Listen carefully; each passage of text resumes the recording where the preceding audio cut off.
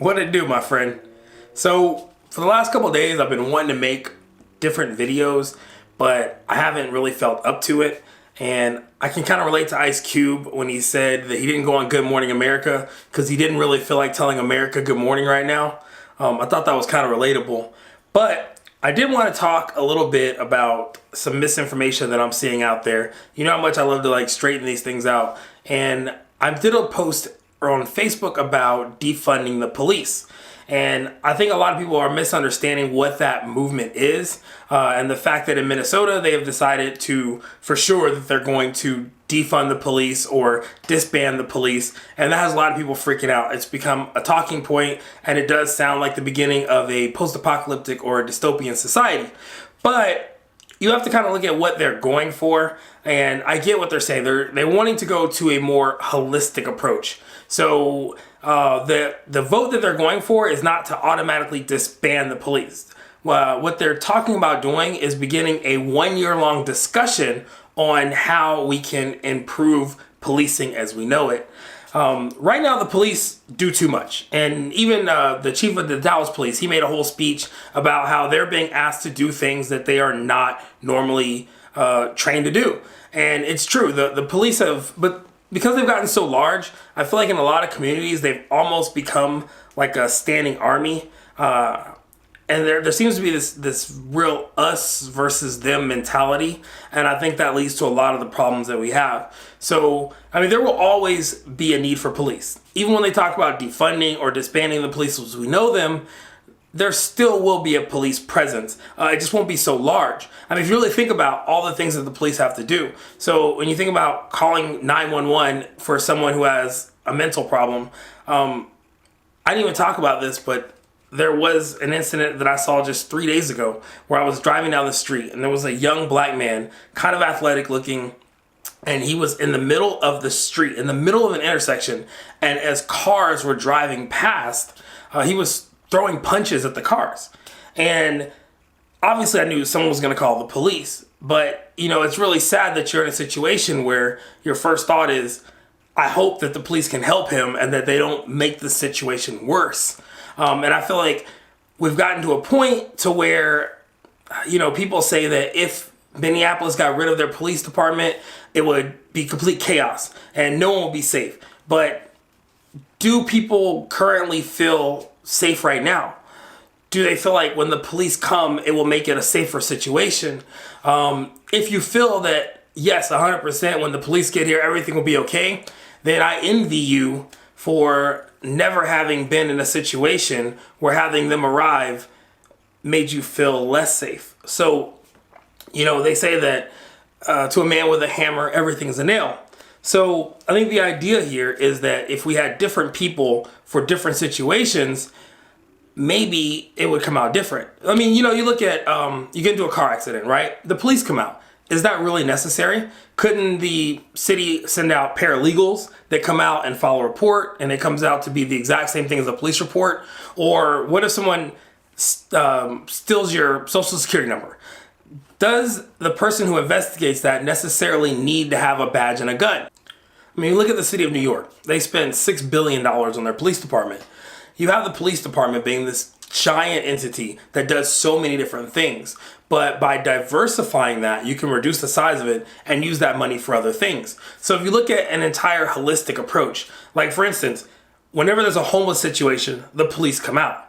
But they have found, a study found for sure, that if you were to spend money on housing for the homeless, you could actually prevent the situation where police are constantly being called out to help them or to arrest them or to detain them. And you wouldn't have this revolving door of homeless people that are constantly a thorn in the side of police as it is. But that's a whole different subject. I think that Minneapolis is doing the right thing. They are opening the door for a discussion. And that's all they're voting to do, is to have a year to think of how can we create an entirely new system to where a social worker can come out when a child is in need, but you can still have police to enforce those things that police still need to enforce without them taking over a city. I personally think that the biggest problem is that us versus them mentality. And I'll tell you, I have actually seen it with my own eyes. You know, recently I went through training to be an EMT, and while I was in training, I went on a call. We got a call saying that a man was crashing his car into cars in a school zone. So when we arrived at the scene, it was a mess. There was probably, there was at least a dozen cop cars there, lights everywhere, police everywhere, just this chaotic situation. As we come up, I see that there are two cars that are crashed together. Apparently, there were other cars. The whole idea is that this guy was ramming other cars, is the call we got. He was ramming other cars in the school zone. So when we get to the scene, the police have it under control, and he's handcuffed on the ground. And this guy's covered in blood. Like, he's got cuts above his eyebrow. He's got bruises all over his face. He's like covered in blood. It's streaming down his face. So I look over at the vehicle, and we do a scene size up.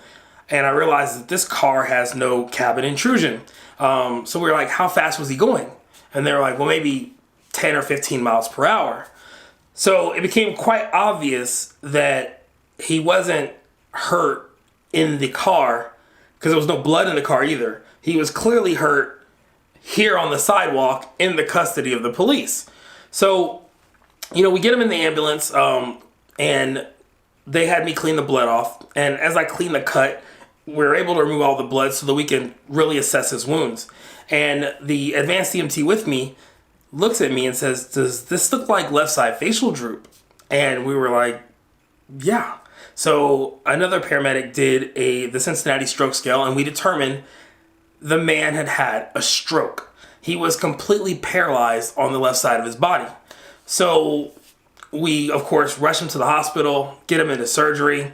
And that's the reason why he wasn't following the police commands. Basically, the reason why he was ramming into cars was because he had a stroke while driving, basically lost consciousness. He had no memory of the police even doing anything to him. So the police car, he's crashing into cars as he's driving. So when the police responded, they pulled up, and he was non-compliant. They drew their guns on him. They almost shot him. Luckily, he ended up not being shot. Once we got him into surgery, we went into a break room, and they have a place at the hospital where first responders can kind of get their paperwork together and assess the situation. And the police were in there. And when we told them that he had a stroke and that's why he wasn't following their orders, all the cops were like, oh, man. But one of them said, hey, he had a meth pipe in his car, so we're good on that at least. So we're covered. And then as we were sitting down, one of the cops said something that I think I'll never forget for the rest of my life. He said, at one point, the guy slumped over in his car, and someone yelled, he's reaching. So we all pulled out our guns. And luckily, they didn't shoot him, but he said, I should have shot him. He bent over and slumped down in his car. We couldn't see his hands. It would have been justified, and I could have gotten 6 weeks vacation. The cop actually said that to us. The paramedic I was with was absolutely disgusted and pissed off, and as she should be. And the other cops just stood around saying nothing. I didn't say anything. Of course, we got outside and we discussed it, because it's outlandish for a police officer to look a medic in the face and be like, I should have killed your patient when I had the chance so that I could get a vacation. That's the type of mentality that I think we're dealing with. And maybe me even telling this story could be the end of my career before it even gets started. Maybe that's what it takes to make it in that world, is keeping your mouth shut and minding your business. I know I did at the time, and maybe that makes me a part of the problem. But if there's anything that's come out of the last couple of weeks, is something's got to give. We can't go on like this. But inspiration and aspiration are nothing without perspiration, right? So, the best thing we can do is do better. I'm going to end it there. think I've said probably a little too much, but I love you, and until next time, I'll see you in the world.